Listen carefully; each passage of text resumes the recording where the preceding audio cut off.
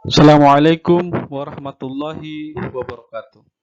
Pertemuan pada hari ini kita akan membahas tentang tahara.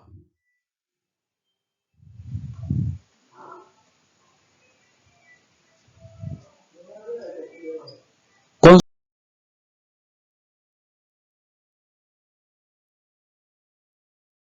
tahara. Yang pertama adalah pengertian tahara, kedua bersuci, ketiga hadas, empat wudu, dan kelima adalah tayamum.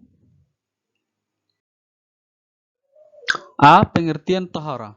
Secara bahasa, kata tahara merupakan bentuk masdar dari kata tahura yang berarti suci atau bersih. Sementara menurut istilah, tahara adalah bersuci atau membersihkan dari segala sesuatu yang menjadikan diperbolehkannya mengerjakan ibadah sholat, tawaf, dan membaca Al-Quran. Adapun dalil tentang tahara adalah Bismillahirrahmanirrahim. Innallaha yuhibbut tawwabina wa yuhibbul mutatahhirin. Artinya, sesungguhnya Allah menyukai orang-orang yang tobat dan mensucikan diri. Al-Baqarah ayat 222. B. Bersuci. 1. Macam-macam bersuci. Secara umum, para ahli fikih membagi tahara atau bersuci menjadi dua, yaitu bersuci dari hadas dan bersuci dari najis. Dilihat dari sifatnya, bersuci dibedakan menjadi dua, yaitu bersuci yang bersifat lahiriah dan bersuci yang bersifat batiniah. Bersuci yang bersifat lahiriah yaitu membersihkan badan, pakaian, dan tempat tinggal dari segala kotoran atau najis. Sedangkan bersuci yang bersifat batiniah adalah membersihkan jiwa dari segala kotoran yang berupa segala dosa dan maksiat seperti syirik, takabur, hasud, dan lain sebagainya. 2. Alat-alat bersuci. Alat-alat bersuci yang pertama adalah air. Air dibedakan menjadi dua, yaitu air suci dan mensucikan. Air ini disebut air mutlak karena masih asli dan murni serta menyucikan. Yang termasuk dalam kategori air suci mensucikan adalah air hujan, air es, air embun, air laut, air sungai, air sumur, dan air mata air.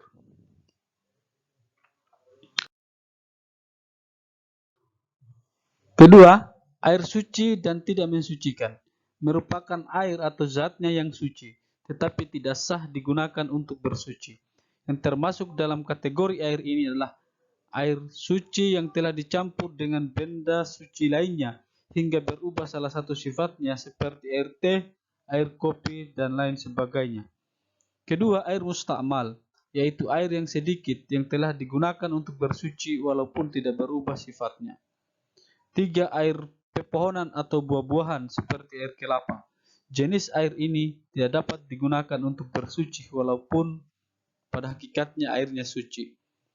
Keempat, air mutanajis atau air yang tercampur dengan najis. Dan yang kelima adalah air musyamas. Air musyamas adalah air yang menjadi panas karena terjemur oleh sinar matahari.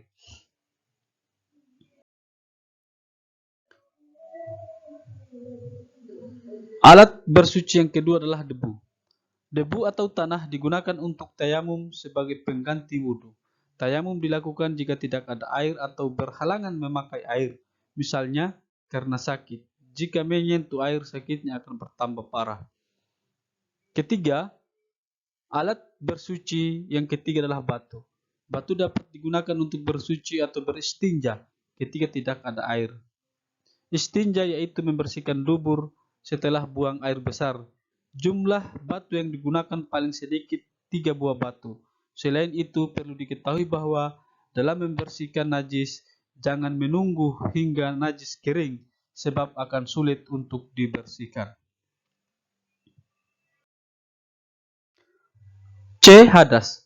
Hadas adalah suatu kondisi di mana seseorang dalam keadaan tidak suci menurut ketentuan syara. Hadas dibedakan menjadi dua, yaitu hadas kecil dan hadas besar. Hadas kecil adalah hadas yang cara menghilangkannya dengan berwudu atau tayamum. Adapun yang termasuk dalam hadas kecil adalah sesuatu yang keluar dari dubul dan khubul, menyentuh kemaluan dan hilang akal. Hadas besar adalah hadas yang cara menghilangkannya dengan mandi wajib atau tayamum. Yang menyebabkan hadas besar adalah bersenggama, haid, nifas, dan keluar mani.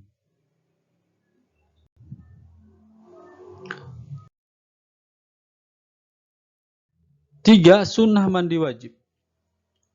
Adapun sunnah mandi wajib, yang pertama adalah membaca basmalah. Kedua, berwudu sebelum mandi. Ketiga, menggosok seluruh badan dengan tangan. Dan yang keempat, berturut-turut tidak berselang waktu. 4. Larangan bagi orang yang berhadas besar. Adapun orang yang berhadas besar dilarang untuk melakukan 1. Salat, 2. Tawaf, 3. Memegang mushaf dan membaca Al-Quran, 4. I'tikaf, 5. Khusus wanita haid dan nifas dilarang berhubungan suami istri, dan puasa. Dan larangan yang terakhir adalah sujud tilawah. D. Najis. Secara bahasa, kata najis merupakan bentuk fa'il dari kata najasa yang berarti kotor. Sementara menurut istilah, najis adalah sesuatu yang dianggap kotor oleh syara. Adapun yang termasuk najis disepakati oleh Imam Mazhab 4, Imam Syafi'i, Imam Ahmad bin Hanbal, Imam Abu Hanifah, dan Imam Malik. Yang termasuk kategori najis adalah tinja, mazi, madi, darah binatang, muntah, air kencing, madi, bangkai binatang, binatang yang bagian tubuhnya terpotong. Macam-macam najis. Najis dibedakan menjadi 3. Yang pertama, najis mukhaffafah. Najis mukhaffafah merupakan najis yang tergolong ringan, seperti air kencing bayi laki-laki yang belum makan apa-apa selain air susu ibu. Cara mensucikannya cukup memercikan air pada benda yang terkena najis. Najis yang kedua adalah najis mutawasita. Najis mutawasita merupakan najis yang tergolong sedang, seperti darah, nanah, muntah, bangkai, minuman memabukkan, dan lain sebagainya.